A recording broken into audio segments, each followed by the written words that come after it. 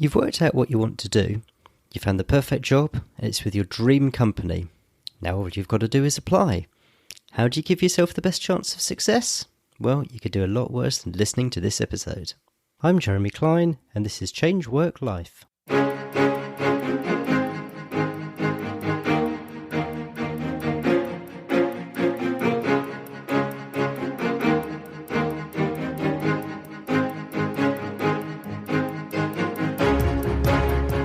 Hello and welcome to the Change Work Life podcast, where we're all about beating the Sunday evening blues and enjoying Mondays again. My guest on today's show is Margaret Buj. She's a recruiter and interview coach, and she's helped hundreds of people with their applications and interviews to land their dream jobs. And she's got some great tips for you. You might want to have a pen and paper handy for this one, as we cover quite a lot of stuff. Here's the interview. Hi Margaret, welcome to the show. Thank you for having me.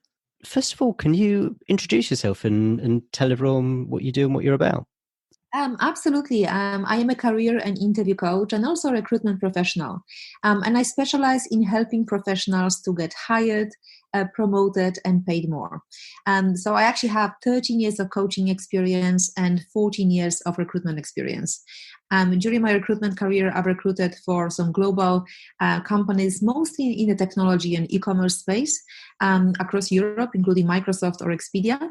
And also in the last 13 years, I've successfully coached hundreds, if not thousands of people now to help them get the jobs and promotions they really wanted.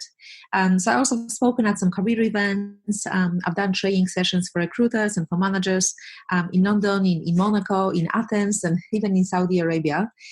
So that's what I do. I still work in recruitment. I'm currently contracting with a global technology company, helping with the diversity and inclusion initiatives, and I'm also doing coaching.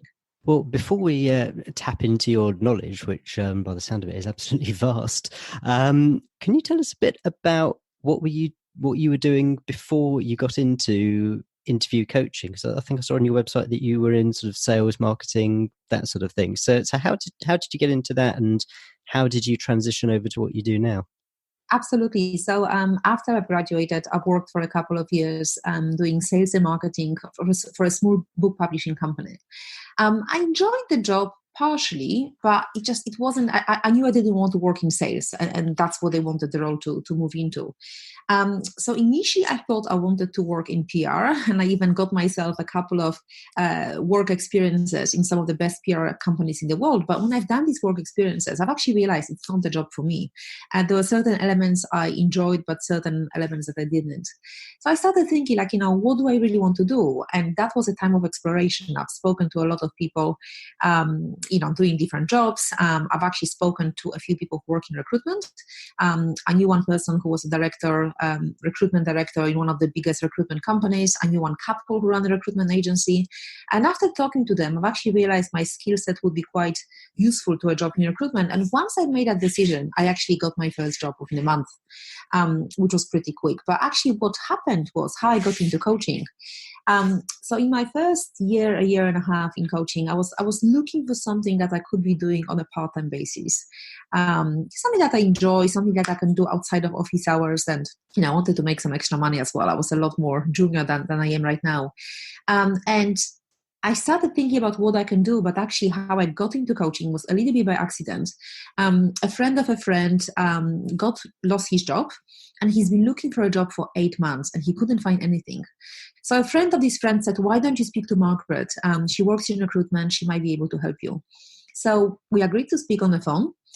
We spoke for a couple of hours, and he was quite shy, not very good at selling himself. But after this session, after this call, which I wouldn't even call it a session, he started getting second interviews with some really well-known companies. We spoke again. He got the job, and he's been getting every job since then as a contractor. So I started thinking, there have to be other people who need that help. And also in my recruitment job, I've seen that there are so many people who are good at what they do. They have strong CVs, but they're just not very good at selling themselves and articulating that during the job interviews. So I started doing some research. I remember I was very busy in my full-time recruitment job. So I remember one Sunday I did some research. Another Sunday, I wrote content for my first website, which was a lot more basic than the current one. A friend helped me with Google AdWords to promote the website, and I had two clients in my first week. And it just grew from there. I've done my coaching qualifications later. I did a diploma in personal performance coaching and also in corporate and executive coaching. But really, I think what helps me is the fact I've been working in recruitment for 14 years. I've been recruiting in most countries in Europe. I've done recruitment even in Africa and in the Middle East and in the States as well. So I think that's really what helps me. I've worked with thousands of different candidates. I've worked with many different hiring managers in many different companies. And of course, the coaching qualifications help, but it's mostly the experience of working with so many different people. And also, when I started working in coaching, I didn't even know anyone working, say, in public sector, but I've worked with so many different people from so many different industries in the last several years. So I think that's how I got into it, and it just grew from there. So you had your friend who introduced you their friend, and you found that you could help them. So what sort of inspired you to turn that into a business rather than actually staying within recruitment, within big companies, within employers? Oh, I do both. I still do both. Oh, I see. Okay. I absolutely do both. I actually really enjoy having the variety. I actually wouldn't want to be doing just coaching on a full-time basis just because I like working in teams. I absolutely love one-to-one coaching sessions, but at the same time, I do love working on projects. I like working in teams, and when you work as a coach, it's kind of a lonely job. You do it either face-to-face or you do it over Skype, but it's nice to have something else as well. So I'm doing both. I'm both working. I'm still doing some recruitment, and I'm doing coaching. I still do training. For example, I ran a training session for one of the London councils last Friday, just to teach their people how to interview, because they had a reorganization and they will have a lot of different positions coming up. So I still do both, and I really love it because you really make a massive difference. I can't tell you how many clients I've had who got a job. I mean, I remember from some of the best examples. I've had someone who had 30 unsuccessful interviews, and she got the job straight after our session. I've had clients who, again, were maybe not working for a few months, and I had clients who literally got offered the job the same day the interview ended, even like 10 minutes after the interview. So, that's really, really, really rewarding. So I absolutely love that. Setting the scene, obviously it depends from company to company, but as a general rule, what are companies trying to achieve as part of the application process and the interview process? I mean, obviously they're looking for the right candidates for the job, but what's the sort of methodology that they are trying to implement? I'm not sure it's about methodology as such. As you said, you're trying to find the right person for the position, and that could be very challenging. Depending on the level of position. I mean, I remember situations when we, just to give an example, I've had positions when I've received between 150 to 250 applications for one role. And I think it sometimes could be even more competitive in some large organizations. So the company is trying to find someone who can firstly do the job, and also someone who's going to be a good cultural fit for the organization. Someone like you always, can you do the job? Do we want to work with you? So that's really what companies are doing, but it can be a very time-consuming process. Just in terms of, typically when I work in recruitment, you will advertise the role, so you will get some applications. You will also approach passive candidates on LinkedIn. So typically recruiters in most developed organizations would also go to the market and try to approach passive candidates who aren't actively looking for a new position. And then it's just the whole process of qualifying candidates and making sure that they have the right skills, and really checking that they have the experience that they put on their CV, and also making sure that they fit in with what the organization is trying to achieve. So it can be actually quite a time-consuming process. And it's not easy, it's really not easy, because every hiring mistake can cost the company a lot of money. Especially if a company is using a recruitment agency, it could be a massive fee. It could be 10,000-20,000 of a fee per this candidate. So you want to make sure that this person is going to be the right choice. So obviously you try to minimize any chances that the person will not work out. Hence, a lot of companies do a number of different tests and interviews and some assessment centers. just to really make sure that they're getting the right person for the job. So let's start with the initial application. So someone they've been through the process and they know what they want to do. So if we take that as a given, so they've identified the company they want to work for and they've identified the role that they want to do. First of all, is it better to apply through, whether it's, I don't know, whether companies have an online application form or through a CV and covering letter, or are there ways that people can apply which maybe people just haven't thought of, that's, maybe not the traditional, just send in your CV and a covering letter? Yeah, I mean, a bit of both. If you can, it depends on the company, because if you can try to find out either who the hiring manager is or who the recruiter is, I think it's always a great idea to contact them directly. You can still apply following the rules that the company want you to follow. But if someone can recommend you, if you can actually find someone within a company who can recommend you for the position, I think your chances of getting noticed definitely increase dramatically. So whenever you see a job in a company that interests you, firstly, maybe check on LinkedIn. Like, do you know of anyone who's maybe your previous colleagues who work for that company? Can anyone make an introduction? And also have a look on LinkedIn. Like, are you connected on LinkedIn to someone working for the company? And again, well, if you don't know them at all, they might not be able to make an introduction. Obviously, they will not be able to recommend you, but maybe they can at least tell you who the right person to contact is, whether it's the hiring manager or a specific recruiter. At the same time, sometimes it will just not be possible, because you will see a job being posted and there's absolutely no information about who to contact. And if it's a large organization, it actually might not be possible to find out exactly who the hiring manager is. However, you can definitely learn how to make your CV stand out from the rest. So what I have to say is, like, most people could get more interviews if they just knew how to tailor their CV to specific jobs. So if you are not being invited to enough interviews, it's likely because you are not tailoring your CV to specific jobs, or you are applying for jobs that you are not really qualified for. So tailoring your CV to each job might actually seem like a time-consuming task, but it can significantly increase chances of securing an interview. And I would really recommend that if you are a job seeker, that you send fewer applications, but you tailor them to a specific role, rather than just having this spray and pray approach that sometimes people think the more applications I send, the more, the higher my chances of getting an interview. But that's not the case. Not if you're applying for jobs that you're not qualified for. I sometimes I remember when I was working for Expedia, there was this one candidate who applied for 25 positions. I could see on the system, 25 positions, not one of them he was qualified for. That's all within the same company? Yeah, within the same company. So, I mean, complete waste of time. And even if one day there was a position he was qualified for, I mean, I couldn't take that person seriously. If they applying for 25 jobs, I'm serious, not one of them he was qualified for. Quite the junior candidate applying for director level positions. So, firstly, it's really important that you understand the requirements. If you are looking at a lot of job descriptions on a daily basis, it's easy to assume that the positions you're applying for are similar enough, so you can just send off your CV, your resume, without really looking into what each particular job entails. However, that's actually a mistake, because what one company defines as account manager or marketing manager might have a completely different set of responsibilities in another company. So make sure that you only apply if you fulfill most of the requirements of the position.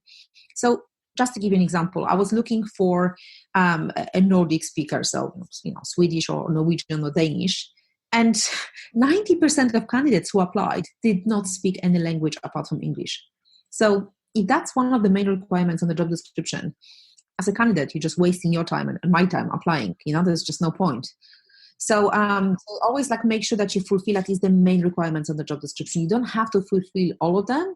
But if you're looking for someone who speaks German and you don't speak German, there's no point applying. Another thing that you would want to do is to ensure that your application is keyword optimized. So a lot of companies use ATS, and that's an applicant tracking system, which mines data from your CV by looking for relevant keywords or phrases. So make sure that you highlight all of your relevant skills and experience. And your CV must contain keywords that correspond with the description in the job posting, especially if it's kind of industry jargon. So, what are the keywords that are being repeated on a job description? are there any responsibilities that are mentioned on the job description and you've done that? It just make sure that it's on page 1 of your CV. When you talk about, I mean, we can perhaps cover that in the context of tailoring your CV. So, I mean, is it as simple as reading the job description and effectively reflecting that back in your CV? So if the job description says ability to work in teams, then you put in your CV, I have experience of working in teams. Is it as basic as that, or is it a bit more complicated? No, I mean, it's a little bit more complicated. I wouldn't necessarily put ability to work in teams because that's, anyone has done that. I would focus more on the like harder skills. I mean, because like most job descriptions will put ability in teams, ability to work in teams. I wouldn't actually necessarily even put that on a CV because that will be they will check during the interview whether you have that experience. It's more like if you have the experience that they are looking for. Specific experience, like if they're looking for specific marketing communications experience, or if they want someone coming from e-commerce sector, or if they need someone who has knows a specific computer program, and if you have that experience, make sure you mention that. And how do you do that so that it also flags up the keywords that you mentioned? What do you mean? How do you do what? Well, I mean, let's say that the job description says that they're looking for, I don't know, experience with social media or something like that. What, for example, could you put on your CV that doesn't just say I am experienced with social media? What would you put on that that says I am experienced with social media and here is my experience? Absolutely. So of course, it's depending on what the position is, but it's not enough to just stuff your CV with random keywords in the job description. So of course, it's not about that. You have to make sure that you actually have done that job. So let's say it's a social media manager position. You could talk, again, depending on what's listed on the job description, because if you have the experience listed on the job description, I would actually use similar keywords and similar wording on your CV. But in terms of social media, it could be things like, maybe you have set up all the social media profiles in your last organization. You can talk about specific social media campaigns you ran on LinkedIn or Twitter or Twitter or Facebook. You can talk about, maybe what was if you've created something, like, I don't know, some free product or something for people to opt in. You can maybe mention what you've done, what was the click-through rate. You can mention the return on investment of different campaigns. So just really depending on what's mentioned on the job description. But I agree, you wouldn't, if social media can mean anything, right? So have you been like setting up the social media campaigns, or are you just updating social media with updates? Because that's a very different thing. So you would just want to make sure that whatever is listed on the job description and you've done that's reflected in your CV. And going back to what you said, the applicant tracking system, are you talking about effectively an automated system that companies use to filter CVs? Yes and no. So there are different applicant tracking systems. I have to say that in all of the companies I've recruited for, and they include some large companies like Expedia, online travel, the recruiter would still look at every single CV. So yes, you can search for someone by the keyword, but you would typically have a little inbox for every position on the system, and I would still look at every single CV, and I was not the only one. We would look at everyone. But I think there are some companies that use artificial intelligence to sift through resumes. So if you're maybe doing graduate recruitment, or if you are a company that receives thousands of applications, I think it would be impossible to go through all of them. So then you will have some kind of artificial intelligence program doing actually the sifting. So I have to say, most of the companies I recruited for in the last 14 years, you still look at as a recruiter, you look at every single CV. But that's not the case in every single company. So that's why it's important that you have the keywords listed on the job description. And so where they're not using artificial intelligence, then it's the recruiter who's kind of looking for those keywords within the CV. Yeah, it's not just the keywords, because it's not like when you are a recruiter, you are looking for, firstly, does this person have the right, like, do they seem to have the right experience for the position? So like, for example, like, what do recruiters look for? The first thing employers are thinking when they evaluate your CV is, does this person have the skills and experience necessary to come in, learn the role successfully, and start contributing to our efforts quickly? So firstly, you're just looking at, what has this person done? Your work experience section. So, and also when I look at the candidate's recent experience, I'm also trying to figure out what their status is. Now, if they've only been in their last position for 3 months, then maybe I won't contact them as a passive candidate. If the candidate is contacting me directly and they've only been in the current role for a few months, why are they looking so soon? So there could be legitimate reasons, but in general, it's a red flag if someone is looking for a new role due to lack of career progression after a few months. So we also look for, career reasons for changing jobs. Most importantly, is the candidate's most recent experience relevant to the position for which I'm hiring? And also, company recognition. It's not that some companies are better than others, although, of course, some most certainly are. It's purely a matter of how quickly I can assign a frame of reference. So it's also known as credibility. So for example, maybe you worked at Amazon, then you're probably accustomed to working at projects at scale. Maybe you worked at a well-known crash and burn startup, so you probably worn many hats and you've been working in a really, really fast-paced environment. So because recruiters have generally been doing this job for a while, we notice patterns and trends amongst candidates from certain companies, so we can formulate some assumptions as a result. I'm just talking about that, CV review. We're talking less than 20 seconds analysis. So often companies are also looking for people who have worked for similar type of organization. So, for example, most of the time when I was recruiting for global blue chip companies, the hiring manager wanted someone who's also worked for a similar type of organization. They wouldn't look at someone working from some obscure company they've never heard of. Same if when I was recruiting for a startup, typically, we didn't want someone who had too much of a corporate environment. We would look at someone who who worked in a similar environment as well, who's worked for a startup. So it's the experience. It's the type of a company that the candidate is coming from. We are looking at overall experience and kind of your story. Is there a career progression? Does this person have increasing levels of responsibility? We are looking at the job titles and responsibilities the person has held. We're looking at the dates of employment for previous positions. How long you've been with each employer? And try to show progression as well as a job seeker within companies and when changing between companies. So even if you received a slight upgrade in job title with your company, make sure to highlight that. So if you advance from sales associate to senior sales associate. So there's a lot that goes into that. Yeah, and obviously keywords and overall organization. So can I just pick up on one of the things you were talking about, and that's how short stints at companies can be a red flag? Because sometimes people go into a job and it just doesn't work out, and it becomes apparent pretty quickly that it's not going to work out, and people might stay for 3 months or for 6 months before deciding that they want to move on. As a candidate, how best can the candidate manage that within the CV or the covering letter so that they can explain it within the sort of the 20-second framework, the time frame that you were talking about, that people look at these CVs? Yeah, absolutely. So there are a few different scenarios here, because if you have in general a pretty stable career history and you have one job where it just didn't work out for whatever reason, that's fine. It happens. There's nothing wrong with that. And I completely agree with you. Sometimes you will start the job and it's just, pretty quickly it's not that. I can't tell you how many clients I've had who they started the job and basically the job was not what has been sold to them. The job was very different. Or I had a client who I'm like, okay, why are you looking for a new job? And he said, well, he joined the company. A month later, his boss got fired. And 2 months later, his boss's boss got fired. So there was no direction. He was trying to do his best over 6 months, but just it wasn't getting better. So, those there are some certain reasons. So if you have in general a pretty stable career history and you have just maybe one experience where it didn't work out, that's fine. You don't really need to explain on the CV what happened. I think you can wait that until you get to an interview stage. If, however, you have been at the company for a short amount of time, but not because of your fault, maybe you got made redundant.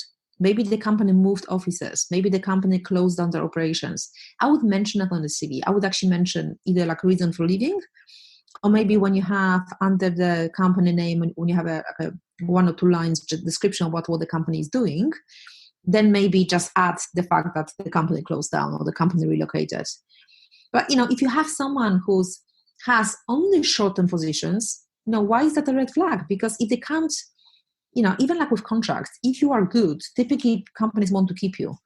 if you have 3 months here and 4 months there and 4 months there for the last 10 years, I mean, most companies will not even look at you for a permanent position. That's unfortunately the truth. So it just really depends. I think, you want to exercise some good judgment when taking the position. And ideally, we want to explain maybe the reason for leaving if you have more than one short-term position.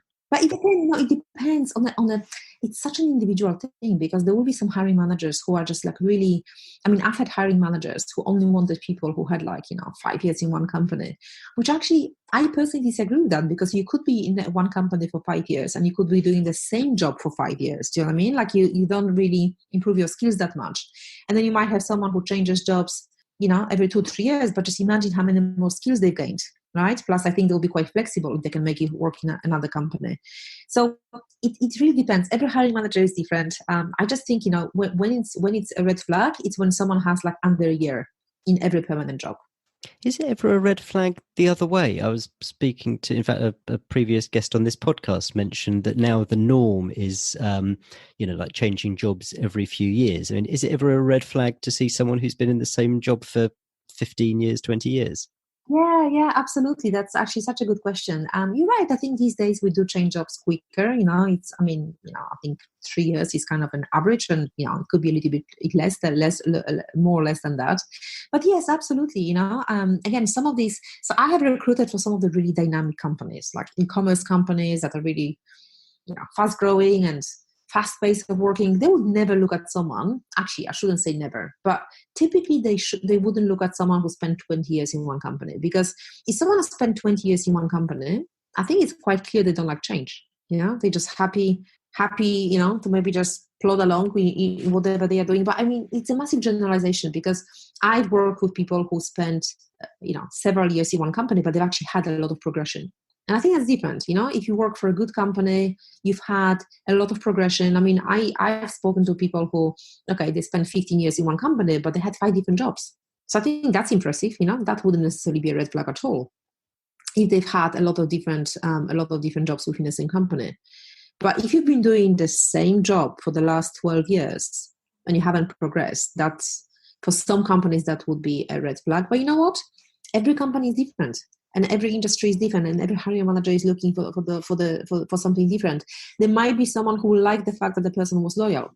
So it really depends on the company and the requirements of a specific hiring manager. Let's move on to the interview process. So we assume that someone has gone through the application, they've been successfully shortlisted. This is, again, something which seems to have evolved quite a lot over the past few years. So maybe it's just my perception, but it used to be the case that maybe you'd be invited for a first interview and then maybe a second interview, whereas now you might be asked to record a video answering a question, or you might have specific tasks. So can you talk a bit about how the recruitment process has evolved and what sort of hoops people can expect to jump through? Yeah, again, that varies from company to company. I think, in most companies I recruit for, the first, or I have recruited for over the last several years, the first step would always be a telephone or a Skype interview. Because there's no point typically inviting someone for the face-to-face stage if there is, I think it's always good to have a brief chat on the phone first, just to see how they sound, to see if they have all the relevant experience. So it really varies from company to company, because sometimes I've seen companies when you have 2 or 3 telephone interviews first, and then the person comes in for maybe 3 hours of on-site interviews. So the companies typically do the stages, could be between 5 to even 7 interviews. I've even seen 10 interviews for some really senior positions, but you don't have to come to the office 10 times. I think you would never come to the office more than twice. So some of these interviews could be with different stakeholders in different countries. A lot of them will be done via Skype or any kind of video interview. And then, there will be always a few face-to-face interviews, but typically on the same day. Most companies understand, I think, that the candidates just can't keep taking all these days of work, right? So typically, as recruiters, you would always try to have all of these interviews on the same day, and then you might need to come again to do a presentation or for a final interview. But you're right, some companies are doing. I think it's mostly for the high volume recruitment and graduate recruitment. So I've actually had quite a lot of clients, but they're again mostly quite junior, quite new in their careers, who had to prepare for the video interviews. But I'm talking about the video interviews when you are speaking to a camera, not to a live person. So they would have maybe like 3 minutes, 30 seconds to prepare the answer, and they would need to record the answer, and then someone would review them. So I think that's a lot of people find that quite uncomfortable because they can't gauge from the reaction of another person how they're doing because there's no other person on the other side. So I think a lot of people find that quite challenging. And of course, some companies do assessment centers, they do psychometric tests. So some people might just find that quite challenging. But I think what people find challenging, I've had so many people who told me, if I can just get in front of the hiring manager, I know I can convince them. But most companies these days would start with a telephone interview, so not everyone likes that either. But that's the way it is. So I think you can. There's no point fighting against it, just embracing it. I mean, clearly we could go into tips for all these different stages, and perhaps that's something that we might do in the future. But I think for the purposes of this interview, I'd like to focus on, I suppose, what you might call the traditional interview. So where you are sitting across the desk from, the hiring manager plus the person who will be your superior if you get hired by this company. So perhaps I can start by asking you, what do you think is the most common or are the most common mistakes that people make at an in-person interview? Absolutely. I would say the number one mistake is that the candidates give quite generic, vague answers without making the answers relevant to the employer and without talking about the achievements and the impact of what they did. So, and that's actually a very common mistake both in interviews and on the CV. So, like, for example, many CVs I see in my recruitment job, and typically these candidates later do the same during the interview. So they are like very duty oriented. There are no accomplishments listed, and even if they are, they're not specific and measurable. So if you want to get noticed, whether at an application stage or during the interview, you must list some accomplishments that demonstrate the value you bring to an organization. And what problems you solve for your employers. Like, you only have a few minutes to impress an employer.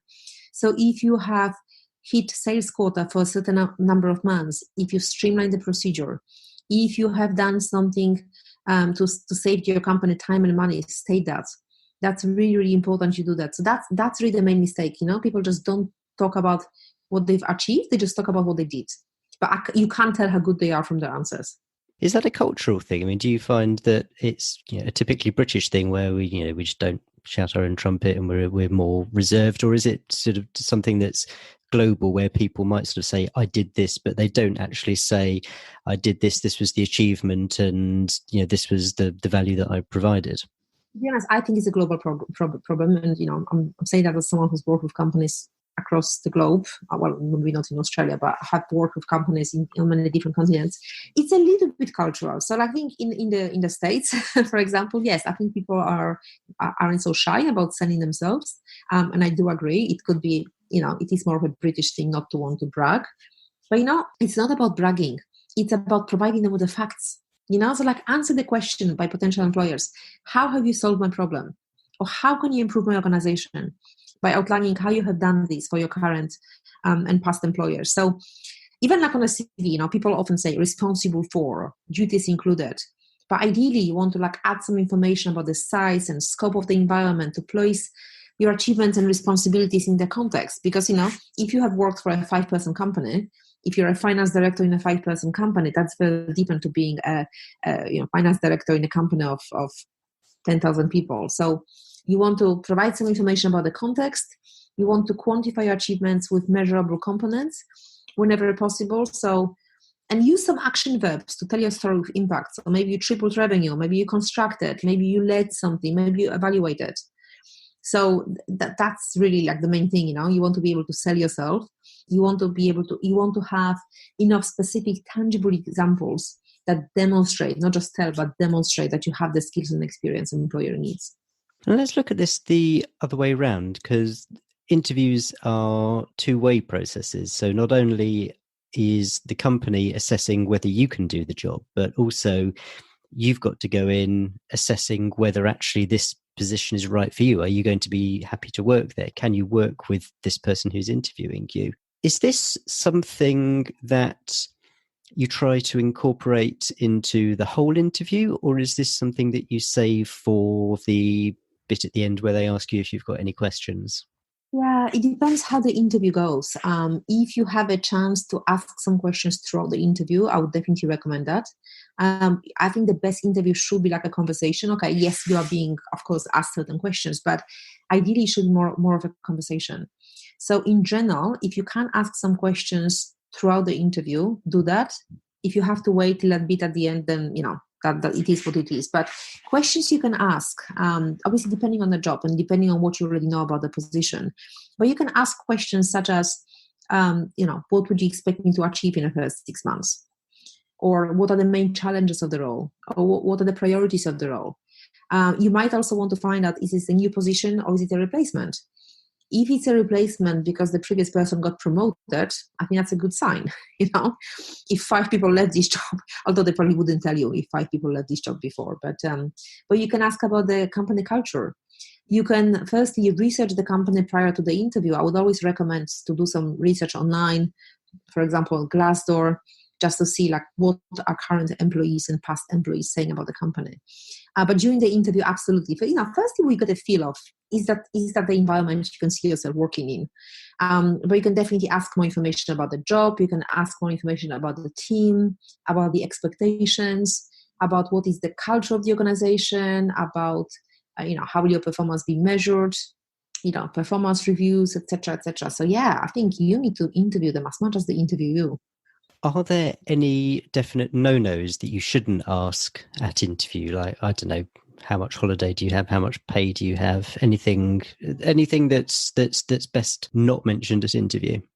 Yeah, I mean, I think the ones you've mentioned, I just wouldn't necessarily mention that during the first interview. I mean, firstly, the recruiter should ask you during the first call about your salary expectations or your last salary, because otherwise it could be a complete waste of time if the job can't pay what you're looking for. So, but still, I wouldn't bring it up necessarily during the interview. Like, hopefully they know what you're currently earning. So I just wouldn't push for that information. I definitely wouldn't ask about the holiday allowance in the first interview. You can ask that later. You can ask your recruiter later what the benefits are. But I think in the first interview, you really want to sell yourself. And you can ask these questions later. So yeah, these are I think the main actual questions. Yeah, you wouldn't want to ask. You wouldn't want to ask about the salary necessarily. You also wouldn't want to ask any obvious questions like, don't ask them who are your competitors unless you can just know information to be found in the company. Like, that's the kind of stuff you should do your research on before. Don't ask any questions that you should know the answer to. And some of the things that you mentioned that you should ask about, are there good ways of asking about, for example, the culture, rather than just saying, describe your culture? Or is that actually the way to do it, that you leave it sort of very open to interpretation? Yeah, I think it depends, because I personally, when I interview, I would always ask some more specific questions, because I think, even the culture, what's the culture like? In my experience, it depends depending on which team you work in. So some of the big companies I've recruited for, maybe the organization values the same traits, etc. But actually, different teams have a different working culture. So I normally do some research first and I ask them more specific questions. So I would normally do quite a thorough research on, for example, Glassdoor. And I would just look at, okay, what did people say they like about the company? What did people say they don't like about the company? And I'll ask some specific questions about that. And, I would also ask stuff about the negatives I've seen, especially like me working as a recruiter. Like, I really need to believe in the organization that I am recruiting for. So if I'm seeing some negative reviews, chances are the candidates for the job will also see these reviews. So I would ask some specific questions based on the research I've done. It's hard to say exactly what it will be. I think you can definitely ask, okay, what's the company culture like? But if you have seen some specific information about, the social, corporate social responsibilities, or some, volunteering or charity initiatives, then you can ask about that. You can ask about, like the career progression opportunities, and does the company, value training? Like, what kind of opportunities do they offer, and how do they measure performance? And yeah, just, what kind of people succeed within the organization. So you can definitely ask some more specific questions, but I think it's best to do some research first and know exactly what you would like to find out. Is there a rule of thumb, which is probably an impossible question, but a rule of thumb as to how long someone should expect to prepare for an interview? No, you know what? I don't think there is, because it depends on your level of experience. It depends on the type of position you're applying for, and how many competencies. And how much prep have you done? Like, have you already been looking for a job for the last few weeks and you've already done most of the prep? If you already have your examples ready, then maybe it wouldn't take that long. Maybe you're just gonna revisit your examples, spend an hour doing the company research and thinking how you're going to make your answers relevant. But if you haven't done any prep, I mean, that's a good few hours. It's really a good few hours. Even all these competency-based questions that employers ask you, like, for example, examples of achievements, or give me, examples of challenging situations, or influencing, or time when you displayed leadership, or just the typical questions, or working under pressure. This takes time. This really takes time. I would also need to spend a few hours working on that. It's not something that most people can come up with in 5 minutes. You really need to provide enough specific examples of what you've done, and what was the situation and the context, and your specific actions, and what was the result at the end. So it takes time. So I would say a few hours. And another thing I would do, I would always check. Of course, you're going to look at the website, you're going to Google them and look at the recent press releases, look at the recent news about the employer. But I would also check the social media profiles, like what are they tweeting and posting, because that's potentially also stuff you can find out more about the culture if you see what's important to them. So that's why I think it's important to do that research if they have social media pages. So I would look at everything, Instagram and Twitter and Facebook, and see what they're posting, what kind of initiatives are they talking about. Is that something I can actually bring up during the interview as well? So yeah, I mean, in general, the more research you do, the better. The better questions you can ask. From a candidate point of view, how far should you go into the process where perhaps you're undecided about whether this is actually the right fit for you as the candidate? So, let's say you've done a couple of interviews and you're invited back for a third, but you're kind of thinking, well, I'm just not sure this is for me. I mean, should you just go for as many interviews as they offer until you get the offer and then make the decision at that point? Or is it something where you can decide actually earlier on that it's just not worth pursuing? You know what? I think it's a very individual thing, and I don't think there are any rules here. It also depends. Are you currently employed or are you unemployed? Because if you're not working, yeah, I would say go to as many interviews as you can. You've got the time to prepare. But if you are actually working somewhere, you're just looking for a better opportunity, you can clearly afford, right, to wait until you find the right opportunity. So it's a very individual thing. If you see some big red flags and you're pretty sure that this isn't the right opportunity for you, then personally, I would probably withdraw from the process, because you don't want to waste their time and your time. At the same time, sometimes you just don't know. So I think it's always worth going for the face-to-face interview, because it depends. How many concerns have you got? Is it like you actually like the job and you like the company, but you just have one or two concerns you're not sure about? Or is it like, no, you actually genuinely don't think it's the right opportunity for you? I think these are two different scenarios. So I think that it really depends. And also, are you working? How desperate are you to find a job? How much time do you have to go to all these interviews? If you are unemployed but you have a lot of money, maybe you got a redundancy package and you know exactly what you're looking for, yeah, then you can just decide, be very, very picky. But not everyone can be that picky, right? And we all know it can take a good few months to find the right permanent opportunity. So it depends on how much time you have and how quickly you want to start working. Margaret, this has been absolutely fantastic. I mean, we've only scratched the surface, and I've already written down quite a lot of notes.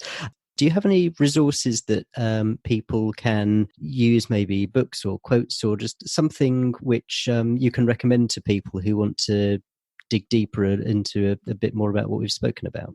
Absolutely. So let me just recommend a few. I mean, firstly, on my website, interview-coach.co.uk, if you go to free resources, I have a free e-course, How to Win at Job Interviews, where I cover a lot of this stuff. So that could be very useful. But in terms of other resources, I personally found useful.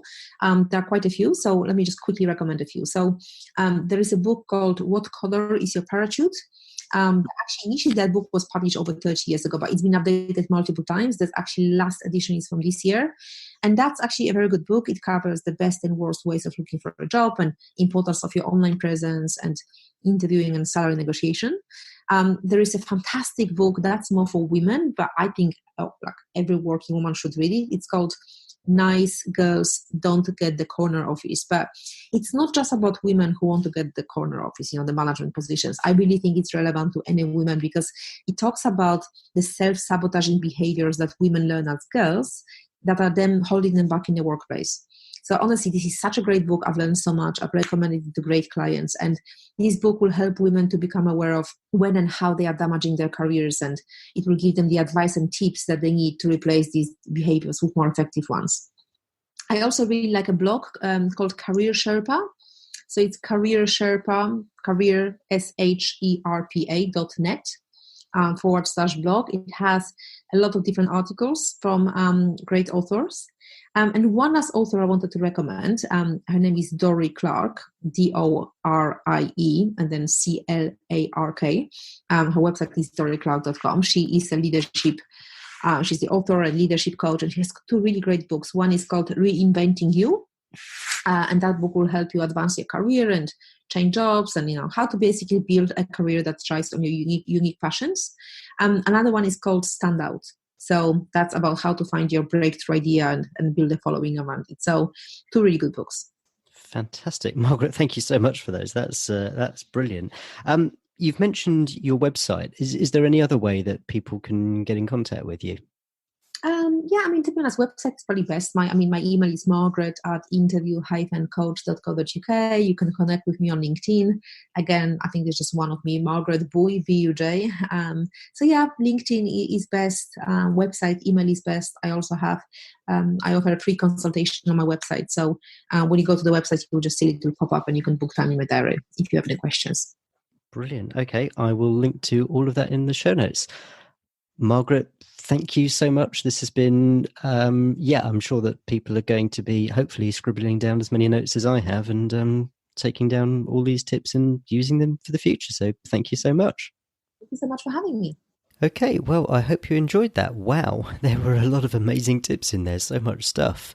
I guess the overarching message is when you make your application or do your interview, you've just got to make it clear why you're right for them, why you're right for the job. It applies both to CVs and at interview.